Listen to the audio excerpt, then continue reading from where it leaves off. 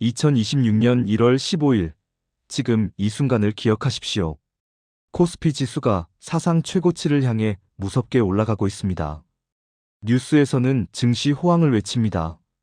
부동산도 강남 아파트 가격이 다시 오르기 시작했습니다. 겉으로 보기엔 아무 문제가 없어 보입니다. 그런데 지금 이 순간 정말 무서운 일이 벌어지고 있습니다. 1997년 IMF 때와 똑같은 징후들이 나타나고 있거든요. 문제는 대부분의 사람들이 이 신호를 읽지 못하고 있다는 겁니다. 주식은 오르니까 좋고 부동산도 오르니까 좋다고만 생각합니다. 자, 제가 구체적인 숫자로 보여드리겠습니다. 지난 12월 24일 크리스마스 이브, 원달러 환율이 1482원을 찍었습니다. 1500원 돌파 직전이었죠. 정부가 급하게 개입했습니다. 외환 보유고를 쏟아부었습니다. 그래서 환율이 1434원까지 떨어졌습니다. 많은 사람들이 안심했습니다. 역시 정부가 나서니까 괜찮네라고 생각했죠. 그런데 지금 보십시오. 환율이 다시 1472원입니다. 불과 3주 만에 원래 자리로 돌아왔습니다. 아니, 더 올라가고 있습니다. 이게 무슨 의미인지 아십니까? 정부가 엄청난 돈을 쏟아부었는데도 막을 수 없다는 겁니다. 댐에 물이 새는데 시멘트로 막았더니 잠깐 멈췄다가 다시 터지는 거죠. 그것도 더 크게 터지고 있습니다. 오늘 이 영상은 생존 매뉴얼입니다. 지금 주식 투자하고 계신 분들, 부동산 대출 받으신 분들, 끝까지 집중해서 들어주십시오. 당신의 평생 자산이 걸린 문제입니다. 제가 5가지 징후를 정확하게 짚어드리겠습니다. 첫 번째 징후, 외환 보유액이 12월에 줄어들었습니다. 쉽게 설명드리겠습니다. 외환 보유액이란 나라가 가지고 있는 달러 통장 잔액이라고 보시면 됩니다. 우리나라가 4,280억 달러를 가지고 있습니다. 우리 돈으로 6천조 원쯤 되죠. 많아 보이십니까? 그런데 문제는 이게 줄어들었다는 겁니다. 11월에는 4,306억 달러였습니다. 한 달 만에 26억 달러가 줄었습니다. 우리 돈으로 3조 8천억 원이 증발했습니다. 그게 뭐 대수냐고 생각하실 수 있습니다. 그런데 이게 정말 심각한 겁니다. 왜 그러냐면요. 12월은 원래 외환 보유액이 늘어나는 달이거든요. 매년 그랬습니다. 12월이 되면 기업들이 수출 대금을 회수합니다. 연말 결산을 앞두고 달러를 정리하죠. 은행들도 달러를 한국은행에 맡깁니다. 또 미국 국채에서 나오는 이자도 12월에 들어옵니다. 그래서 12월은 항상 외환 보유액이 늘어났습니다. 그런데 올해는 줄었습니다. 자, 역대 12월에 외환 보유액이 줄어든 적이 몇 번이나 있었을까요? 1997년, IMF 때, 2009년 금융위기 때, 2011년, 2016년 이렇게 4번 있었습니다. 그리고 지금 2025년 12월 5번째입니다. 더 무서운 건 뭐냐면요. 줄어든 금액이 26억 달러입니다. 이게 1997년 IMF 때 이후로 가장 많이 줄어든 겁니다. 28년 만에 최대치입니다. 왜 줄었을까요? 2가지 이유입니다. 첫째, 정부가 환율 방어하려고 달러를 시장에 팔았습니다. 둘째, 은행들이 해외 결제하려고 맡겨뒀던 달러를 찾아갔습니다. 어느 쪽이든 좋은 신호가 아니죠. 자, 더 구체적으로 보겠습니다. 작년 1년 동안 정부가 환율 방어하느라 얼마나 많은 달러를 팔았을까요? 1월부터 3월까지 26억 9천만 달러를 팔았습니다. 이때는 1,400원대 초반이었죠. 4월부터 6월까지는 7억 9천만 달러, 7월부터 9월까지는 17억 달러를 팔았습니다. 그리고 10월부터 12월까지 1,480원대 막으려고 26억 달러를 쏟아부었습니다. 다 합치면 78억 달러입니다. 우리 돈으로 11조 5천억 원입니다. 이 정도 돈을 쏟아부었는데도 지금 환율이 다시 오르고 있습니다. 이게 무슨 의미입니까? 강남에 사는 50대 박 사장을 예로 들어드리겠습니다. 박 사장은 작년에 5억짜리 아파트를 샀습니다. 대출 3억 5천만 원을 받았죠. 금리는 4.5%였습니다. 한 달 이자가 130만 원입니다. 박 사장은 수출 중소기업을 운영합니다. 미국에 물건을 팔죠. 작년 초만 해도 환율이 1,300원이었습니다. 100만 달러어치 팔면 13억 원이 들어왔습니다. 그런데 지금은 1,472원입니다. 똑같이 100만 달러 팔아도 14억 7,200만 원이 들어옵니다. 1억 7,200만 원이 더 생겼으니 좋은 거 아니냐고요? 천만에요. 박 사장이 쓰는 원자재가 전부 달러로 들어옵니다. 중국에서 부품 사오는 것도 달러로 계산됩니다. 원자재 값이 그만큼 올랐다는 겁니다. 게다가 박 사장 아파트 대출이 변동금리입니다. 환율이 오르면 한국은행이 금리를 올릴 수도 있죠. 그럼 이자가 더 늘어납니다. 박 사장은 지금 아슬아슬하게 버티고 있습니다. 이게 바로 경제 위기의 시작입니다. 여러분, 지금 당장 확인하십시오. 당신이 변동금리 대출을 받았다면 환율이 1,500원 넘어가면 이자 폭탄 맞을 수 있습니다.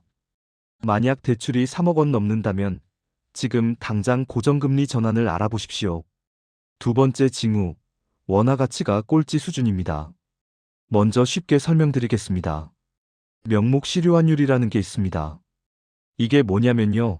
우리나라 돈이 다른 나라 돈에 비해 얼마나 힘이 있는지를 보는 겁니다. 2020년을 100으로 잡습니다.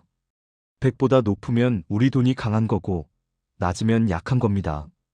지금 우리 돈이 86.56입니다. 86이에요. 2020년보다 14%나 약해졌다는 겁니다. 더 무서운 건 뭐냐면요.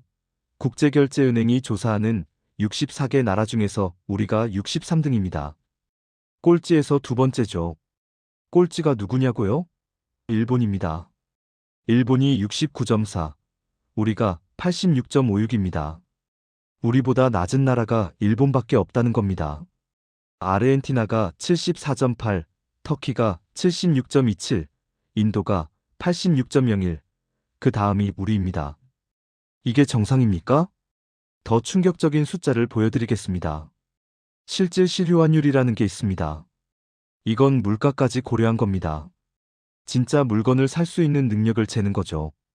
이게 지난 11월 말 기준으로 87.05입니다. 이 숫자가 얼마나 심각하냐면요. 2009년 4월 금융위기 직후가 85.47이었습니다. 그 이후로 가장 낮은 겁니다. 실질적으로 따지면 지금이 금융위기 때보다 더 위험한 수준입니다. 왜 더 위험하냐고요? 그때는 전 세계가 다 힘들었습니다. 우리만 힘든 게 아니었죠. 그런데 지금은 우리만 이렇게 떨어지고 있습니다. 미국 달러는 강합니다. 유로도 괜찮습니다. 우리만 추락하고 있다는 겁니다. 서울 강서구에 사는 40대 직장인 김대리를 예로 들겠습니다. 김대리 월급이 400만 원입니다. 작년 이맘때 김대리 월급으로 미국 여행 가면 3,000달러 정도 바꿀 수 있었습니다. 지금은 2,700달러밖에 못 바꿉니다. 300달러가 줄었습니다. 우리 돈으로 44만 원이 증발한 겁니다. 김대리가 일을 덜 한 것도 아니고 월급이 깎인 것도 아닙니다. 그런데 돈의 가치가 떨어진 겁니다. 김대리는 작년에 해외 직구로 아이폰을 샀습니다. 1,200달러였죠. 작년엔 155만 원 정도 냈습니다. 같은 아이폰을 지금 사려면 176만 원을 내야 합니다. 20만 원이 더 비싸진 겁니다. 커피도 마찬가지입니다. 스타벅스 아메리카노가 작년엔 4,500원이었습니다. 올해는 4,800원입니다. 라면도 올랐습니다. 신라면 한 봉지가 작년엔 800원이었는데 지금은 900원입니다. 김대리 월급은 그대로인데 모든 게 비싸졌습니다. 이게 바로 원화 가치 하락의 실제 모습입니다. 여러분, 지금 당장 가계부를 확인해 보십시오. 작년 이맘때와 비교해 보세요. 똑같이 쓰는데 돈이 더 많이 나갔다면 그게 바로 원화 가치 하락 때문입니다. 세 번째 징후, 주식시장이 빚으로 움직이고 있습니다. 지금 코스피가 사상 최고치를 향해 달리고 있습니다. 좋은 일 아니냐고요? 문제는 이게 진짜 돈으로 오르는 게 아니라는 겁니다. 신용거래 잔고라는 게 있습니다. 쉽게 말하면 빚내서 주식 산 금액이죠. 지금 이게 28조 원입니다. 작년 이맘때가 18조 원이었습니다. 1년 만에 10조 원이 늘었습니다.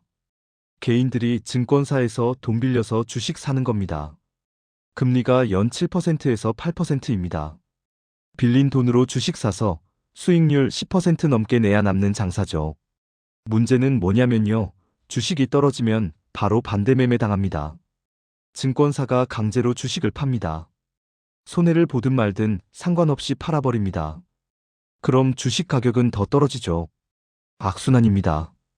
구체적인 사례를 보여드리겠습니다. 강남에 사는 60대 투자자 최 사장이 있습니다. 최 사장은 삼성전자 주식을 5천만 원어치 샀습니다. 그런데 돈이 더 있었습니다. 증권사에서 5천만 원을 더 빌렸습니다. 총 1억 원어치 삼성전자를 샀죠. 주가가 10% 오르면 1천만 원 벌 수 있습니다. 하지만 자기 돈은 5천만 원이니까 실제 수익률은 20%입니다. 좋죠? 그런데 반대로 주가가 10% 떨어지면 어떻게 될까요? 1천만 원 손해입니다. 자기 돈으로 따지면 20% 손실입니다. 여기서 더 떨어지면 증권사가 반대 매매를 합니다. 최 사장이 원하든 원하지 않든 주식을 팔아버립니다. 최 사장은 순식간에 2천만 원을 잃을 수 있습니다. 이게 바로 신용거래의 무서움입니다. 지금 28조 원이 신용거래로 묶여 있습니다. 주가가 갑자기 떨어지면 이 돈이 한꺼번에 매도로 쏟아집니다. 그럼 주가는 폭락합니다. 1997년 IMF 때도 똑같았습니다. 부동산도 마찬가지입니다. 지금 강남 아파트가 다시 오르고 있습니다. 좋은 일이죠. 그런데 이것도 빚으로 오르고 있습니다. 가계부채가 1800조 원을 넘었습니다. 1800조입니다. 이 중에서 주택담보대출이 1000조 원입니다. 집값이 오를 때는 좋습니다. 내 집이 비싸지니까요. 그런데 떨어지면 어떻게 될까요? 은행이 돈을 더 갚으라고 합니다. 예를 들어볼게요. 5억짜리 아파트를 사면서 3억 5천만 원 대출받았습니다. 담보인정 비율 70%죠. 그런데 집값이 4억으로 떨어지면 어떻게 될까요? 4억의 70%는 2억 8천만 원입니다. 그런데 대출은 3억 5천만 원이죠. 7천만 원을 더 갚으라고 합니다. 이게 바로 마진콜입니다. 돈이 없으면 집을 팔아야 합니다. 급매로 나옵니다. 그럼 집값은 더 떨어지죠. 1997년 IMF 때 강남 아파트가 절반으로 떨어진 이유가 바로 이겁니다. 여러분, 지금 당장 확인하십시오. 당신의 주식 계좌에 신용거래가 있습니까? 부동산 대출이 집값의 70%를 넘습니까? 그렇다면 지금이 위험 신호입니다. 네 번째 징후, 수출 대기업도 힘들어지고 있습니다. 환율이 오르면 수출 기업이 유리하다고 배웠습니다. 맞는 말입니다. 그런데 지금은 아닙니다. 산업연구원 자료를 보면 실질 실효환율이 10% 하락할 때 대기업 영업이익률이 0.29% 낮아진다고 합니다. 왜 그럴까요? 수출품을 만들려면 원자재가 필요합니다. 석유, 철, 반도체 부품, 이런 것들을 다 수입해야 합니다. 환율이 오르면 이것들이 다 비싸집니다. 삼성전자를 예로 들어볼게요. 삼성전자가 스마트폰을 만들어서 미국에 팝니다. 환율이 1,400원에서 1,470원으로 올랐으니 좋은 거 아니냐고요? 문제는 스마트폰 만들 때 들어가는 부품입니다. 디스플레이, 카메라, 배터리, 반도체, 이런 것들의 원자재가 전부 달러로 수입됩니다. 환율이 오르면 원가가 올라갑니다. 1000달러짜리 스마트폰을 만드는데 부품값이 700달러 든다고 칩시다. 환율이 1,400원일 때는 부품값이 91만 원입니다. 환율이 1,470원이 되면 부품값이 102만 9천 원입니다. 11만 9천 원이 더 듭니다. 판매 가격은 147만 원으로 7만 원 올랐는데 원가는 11만 9천 원 올랐습니다. 오히려 손해죠. 경기도 화성에 있는 중소부품업체 이사장을 예로 들겠습니다. 이사장 회사는 자동차 부품을 만듭니다. 현대차에 납품하죠. 현대차가 미국에 차를 수출하니까 이사장도 수혜를 본다고 생각할 수 있습니다. 그런데 현실은 다릅니다. 이사장이 부품 만들 때 쓰는 철강이 전부 수입품입니다. 철강 가격이 환율 때문에 15% 올랐습니다. 이사장은 현대차한테 납품가 올려달라고 했습니다. 현대차는 안 된다고 합니다. 경쟁업체가 많으니까요. 이사장은 선택해야 합니다. 적자를 보면서 만들거나 아니면 공장을 닫거나. 이사장은 지금 직원 10명을 5명으로 줄였습니다. 이게 바로 환율 상승의 실제 모습입니다. 대기업은 그래도 버팁니다. 하지만 중소기업은 버티기 힘듭니다. 중소기업이 무너지면 일자리가 사라집니다. 실업률이 올라갑니다. 여러분, 주변을 보십시오. 작년부터 폐업하는 가게가 늘어나고 있습니다. 구인 광고도 줄었습니다. 이게 다 연결돼 있습니다.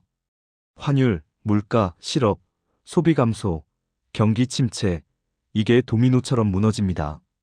5번째 징후, 정부의 방어 능력이 한계에 왔습니다. 앞서 말씀드렸듯이 작년 한 해 동안 정부가 78억 달러를 환율 방어에 썼습니다. 우리 돈으로 11조 5천억 원입니다. 그런데 지금 환율이 다시 오르고 있습니다. 정부가 할 수 있는 게 뭐가 있을까요? 3가지입니다. 첫째, 달러를 더 팝니다. 둘째, 금리를 올립니다. 셋째, 자본 통제를 합니다. 달러를 더 판다? 이미 78억 달러를 팔았습니다. 더 팔 수 있을까요? 외환 보유액이 4,280억 달러입니다. 많아 보입니다. 하지만 이 중에서 실제로 쓸 수 있는 돈은 절반도 안 됩니다. 나머지는 미국 국채, 금, 다른 나라 통화 이런 거거든요. 급하게 현금화할 수 없습니다. 실제로 당장 쓸 수 있는 달러는 1,500억 달러 정도입니다. 1997년 IMF 때를 보십시오. 외환 보유액이 바닥나는데 3달밖에 안 걸렸습니다. 지금 속도로 가면 1년도 못 버팁니다.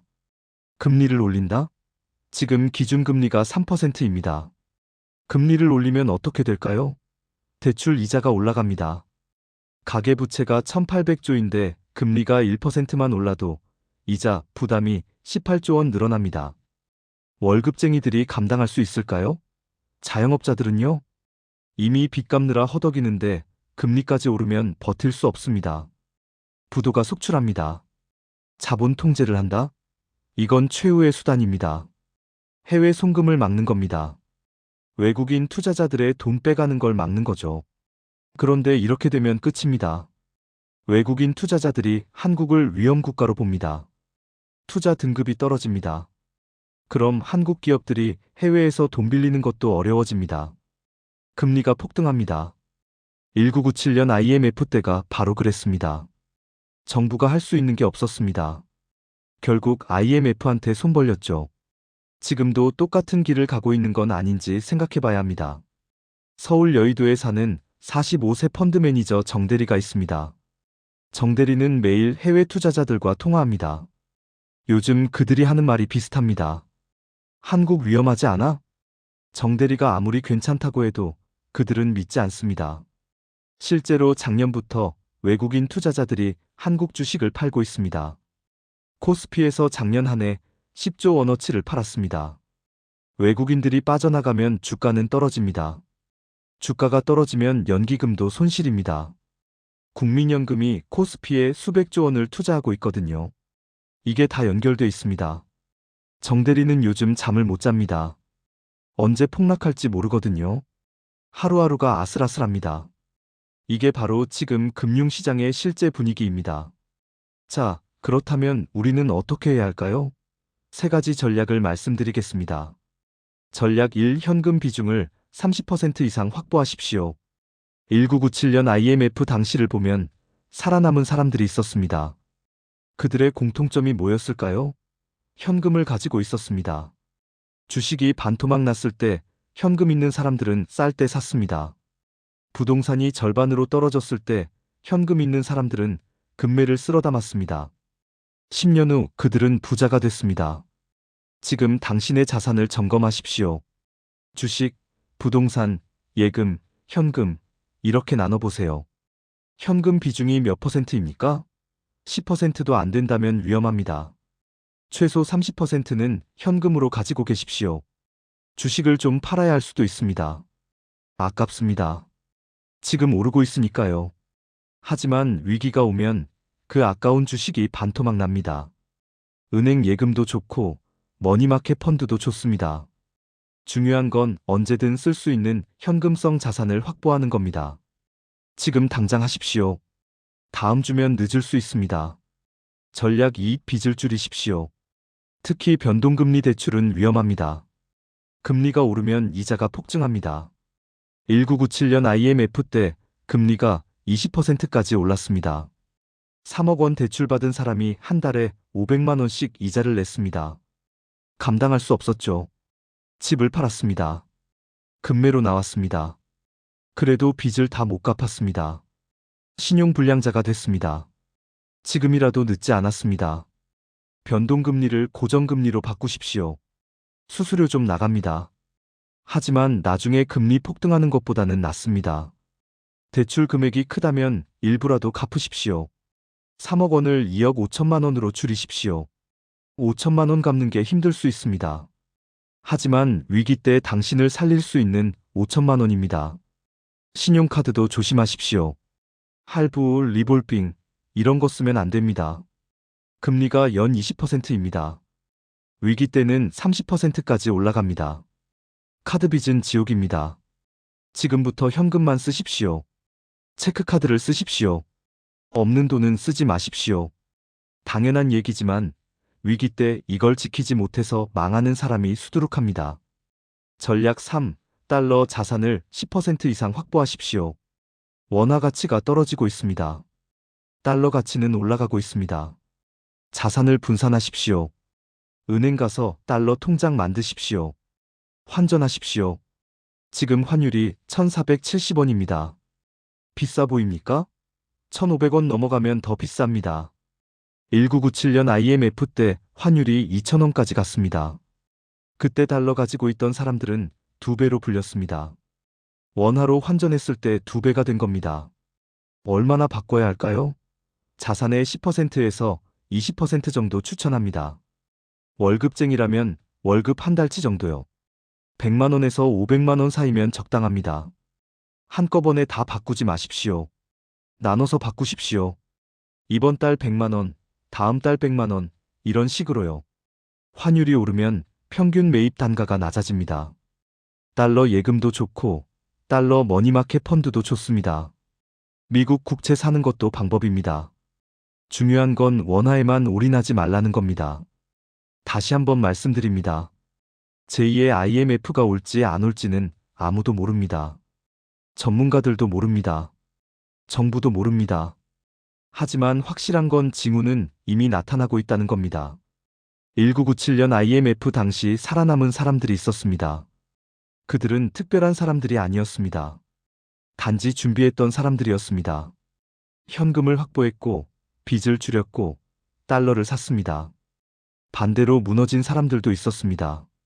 그들도 특별히 무능한 사람들이 아니었습니다. 단지 설마라고 생각하며 아무것도 하지 않았던 사람들이었습니다. 오늘 이 영상을 본 여러분은 이제 선택해야 합니다. 준비할 것인가 아니면 설마하며 살 것인가. 시간은 기다려주지 않습니다. 위기는 조용히 그러나 확실하게 다가오고 있습니다. 외환 보유액 12월 감소, 28년 만의 기록입니다. 원화 가치 63등, 금융위기 수준입니다. 신용거래 28조, 폭탄 같은 숫자입니다. 이 모든 게 동시에 일어나고 있습니다. 준비하는 자만 살아남습니다. 지금 이 순간부터 시작하십시오. 현금 확보하고 빚 줄이고 달러 사십시오. 어렵지 않습니다. 오늘부터 한 달만 실천하면 됩니다. 당신의 미래는 당신이 지켜야 합니다. 정부가 지켜주지 않습니다. 은행이 지켜주지 않습니다. 오직 당신만이 당신의 자산을 지킬 수 있습니다.